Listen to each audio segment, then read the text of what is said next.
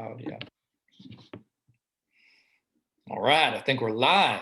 Hey guys, it's Cam Peters, Full Circle Investment Group, wholesalingoutofthebox.com, here today to do a very special interview with Miss Kaili Boddie.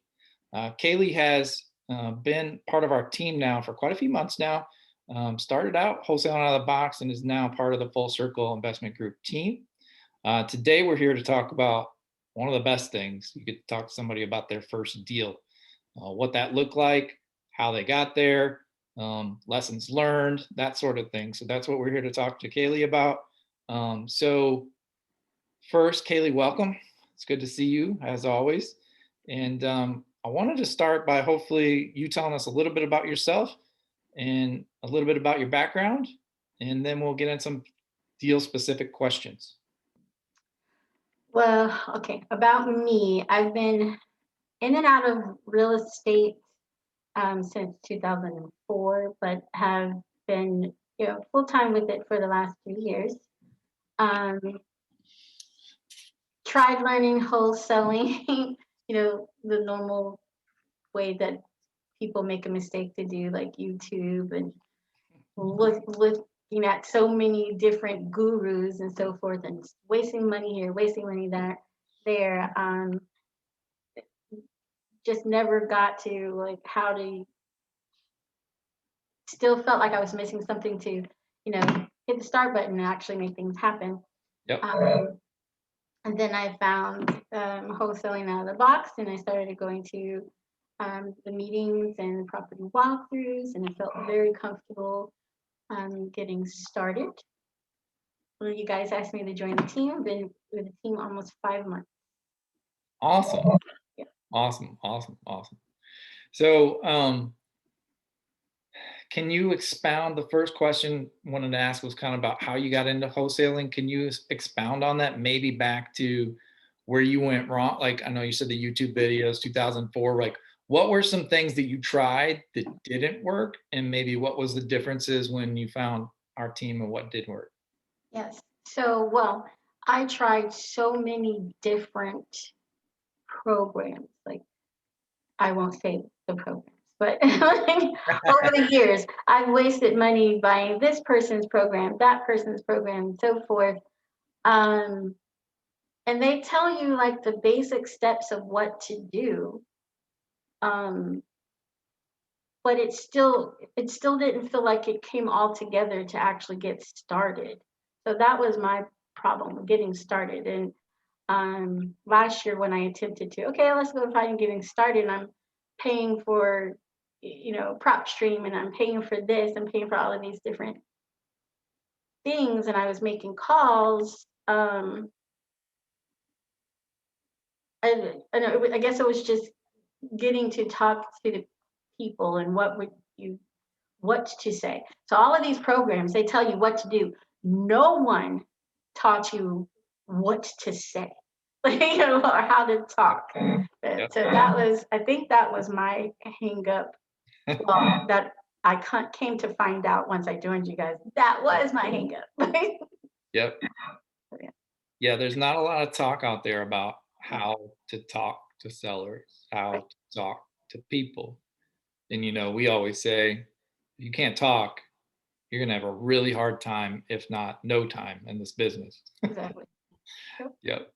Okay, cool. So let's get into the meat. So tell us about this deal. Okay, so for a while, making the phone calls as a junior acquisition manager here at Full Circle Investment Group, you guys gave me a script so I would have a place to start with and know how to go, and I was really following that script for a long time. And I don't know, one day I got a person on the phone, and just the vibe and the energy, I totally forgot about the script, and I was just talking to her. Yeah, it's like, Yep. so I was just talking to her, and that's how it first came about. The rapport was there.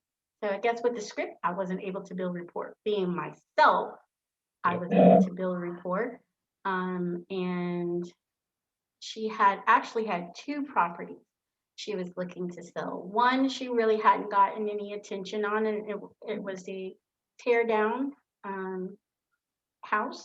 So we were selling it just, for the land, the lot. And the other one, she had got multiple offers. Um, you want me to go ahead and tell the whole thing Yeah, about go it? ahead. Yep. The other one was a house, and she had gotten multiple offers already by the time that I had called her, but she hadn't picked anybody. And I guess with the rapport that I was able to build with her, and the fact that we were moving forward with the sawmill, and she liked how that was going, like that went very smoothly and quickly, and it was one with 8 heirs. So my very first deal had 8 people I had to deal with. But it still turned out smoothly, and so she actually decided to allow us to take on the second one, um, for a lower price than the other people had offered, because the numbers didn't work for me the way that they were offering. Um, but yes, she kept saying that, I seem very trustworthy, and I'm open and honest with her, so she wanted me to do it. So, and that's how that happened. I got a twofer on my first one. Yeah. Yeah. But it sounds like for sure a lot of work went into it, especially with those 8 heirs. Yes. And luckily, the second one didn't have as many heirs. It only had 3. But Yep. that one actually turned out to be the nightmare Yep. Yep. with title issues. Yep. Yep. So even despite all that, um, how did the rapport carry over throughout the deal? Like these deals took a little bit, I won't say longer, but there were some issues that we worked through. How did the rapport go through with the seller, and how did you keep in contact with her and keep the deal at the table? Yeah. So I just being open and honest. I mean, I'm an open and honest person anyway, Yep. but I love the fact that this company, that is what um, they thrive on, for lack of a better word. So, um, and that's really what it was, just keeping her abreast of everything, being honest, not trying to hide anything. I'm pretty sure I said more than I had to at times, but it just played into, showed her how trusting and honest, I am. So telling her all the bad things Yep. as well as the good things. But yeah, just keeping in touch with her and listening to her concerns. Yep. That was very important with the second one, Yep. because the second one was her dad's home. They had grew up there, lived there all their lives, so it was more sentimental. So definitely that was about listening to her. Yep. Yeah. I think a lot of people underestimate how far rapport goes, how important it is to listen, and how important it is to be transparent and just be real. Yeah, Um, I've always said that when we go to buy a house from a seller, it's never really about the house. right. That is a part that is obviously important, but it's more about the person. So it sounds like you connected with her, she trusted you, she put a lot of faith in you, and of course you took it all the way home, rounded the bases and went home. I'm trying to use a Yes. baseball analogy. It didn't go so well. All We right, tried. cool.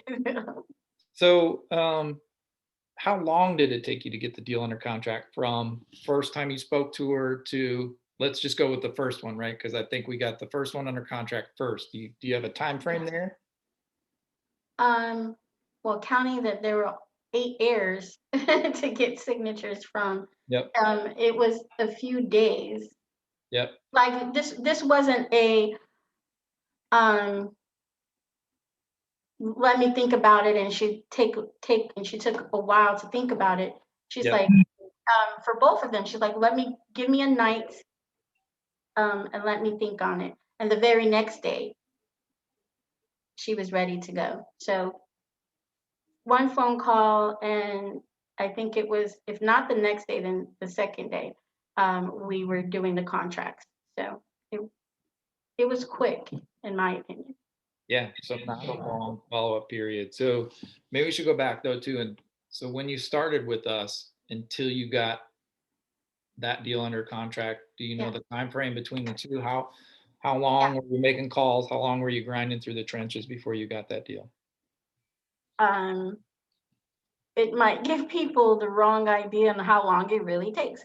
But so I was working part time with you guys, and I started calling in October, but starting November, mid-November, I was hardly able to make any calls because of my full-time job at that time. Um, so when I was working part-time, I called maybe 2, 3 hours a day, 4 to 5 days a week. And then it went to literally maybe only 2 to 3 hours a week. Yep. And then this one went under contract, I think, the beginning of December. So 2 months with some calling, not full time calling, Yep. and not really even part time calling. But um, I'm a lucky person, though. Yeah, so I always say results may vary. It may take some longer and some, you know what I mean, not as long. But I think the important part is that when you got on the phone with the seller, right, you built that rapport right from the beginning, and that's what got you to land the deal. Yes, So, what did you learn from the deal? um, a lot, of course. So for the just the lot property, um, I missed a lot because one, I thought it was just one owner. Yeah, So I had to transition that to, make it work for 8 people.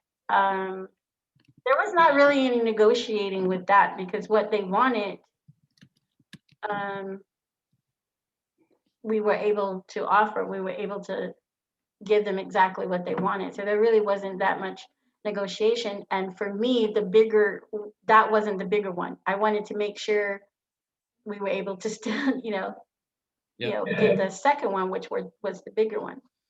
yeah. Um, so really, I think what I got from that is just be myself and be honest and just listen and solve their problems, not mine. Yeah. So once again, listening and once again, building the rapport. Yep. Yes. Okay. So I'm wondering because there's a couple people on our team between me, Jacob, Shawn, you. How do you see your negotiation techniques versus our negotiation techniques? What are some differences you might say in your negotiation techniques from one of us, all of us, however you want to mix that up? Well, you guys are more experienced at doing this than I am. Um, and I would say, I mean, you guys are stronger negotiators because you're okay with, starting with the widespread between what your numbers you're thinking and what the seller is thinking versus me. I just want to, my mind is, okay, I want to help you. So, Yeah. my spread is probably not as wide, and I need to work on that. It is a business, even though it's the business of helping other people. Yep. But yeah, I think I'm softer on that, and I need to be a little more stronger. So I think you have more empathy. Is that what you're getting at? Yes, yes. Yes. Yep. And that's very, very important. I think you can build on that for sure. But a lot of people struggle with the empathy. So I think you're in a really good position to where you're strong on the empathy to start with. So now I don't think we mentioned it at the beginning, but just in case, we also know that you're a licensed agent, Yeah. and you've been doing that for some time now, real estate agent, right? So I'm wondering, what does it feel like going from those retail deals over here to a wholesale deal? What does that feel like? What are the differences there, and how did that maybe help you or hurt you, or what are your thoughts there? It definitely hurt in the beginning because it's two different hats and you look at things two different ways. Yep. And I struggled in the beginning, not looking at things as a real estate agent versus, as an investor. So that I did struggle with because running numbers is completely different. Um, on the retail side, if you're representing the seller, you want to get all the money you can for your seller, versus here you want to be fair with the seller, but you want to make sure that you are making your numbers work for the deal to actually work. So it's a little different. Yep. Yeah. Yep. But the two go hand in hand now. I mean, I've learned how to separate the two because I still have to play both roles. Even in the company, I play both roles. So um, they go they go hand in hand now. So if we aren't able to help someone, if we aren't able to buy the house, then we can list it for them. So Yep. So it's taking off a hat and putting on one hat and be like, okay, I need to reset my mind and talk a retail talk now. Okay. Okay. Cool. Cool. So want to kind of wrap it all up, and any new wholesalers out there right now who are watching this, listening to this, however they're getting it, what advice would you have for them starting out and moving forward to be successful? yeah, for me, and I say this to people who ask me questions now, like none of the other stuff matters. Like people teach, go build your cash buyers list, and none of this stuff matters if you don't know how to talk to the seller.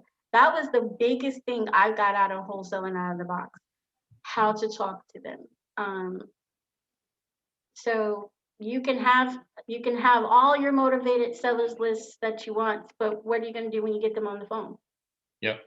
Doesn't make a difference if you don't know that first. Yep. Yep.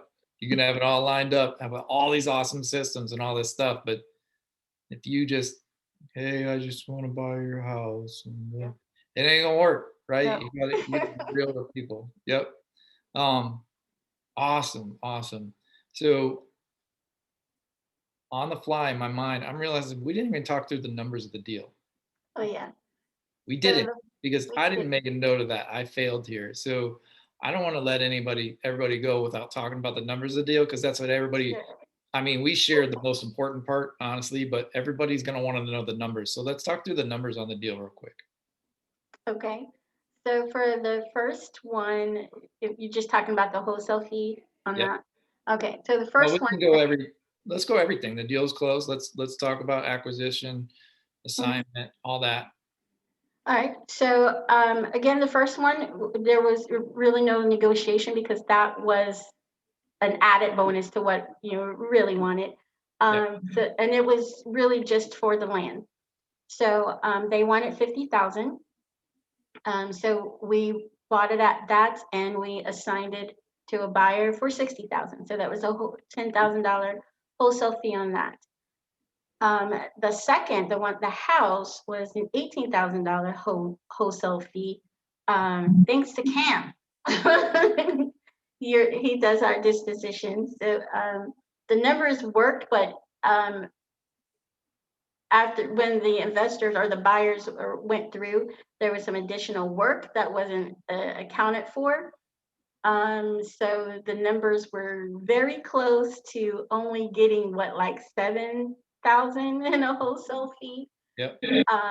But a buyer came in to actually wanted to meet our numbers, so it turned out to be $18,000 wholesale fee Yep. on that one. Yep. That's awesome. Yeah. So 2 deals, same seller, Yeah, $28,000 gross. correct. Yep. That's awesome. Yes. That's awesome. So, so it's real, huh? What we do is It real. is. Yes, it's very real. It happens. It can happen quickly because I take mine as, although time frame was 2 months, I was not working hardly in that 2 months. Yep. So it can happen quickly, but yes, I don't think that's a realistic time time frame, but it can happen. But was it easy work or was it hard work? No, I didn't find it hard at all. Like you're just calling um, your prospects, calling through your list, getting through the wrong numbers or the not selling people, couple in there cursing you out. Yep. But stuff like that doesn't bother me. Um, so I guess you do have to have that mentality or have tough skin if this is what you want to do. Yep.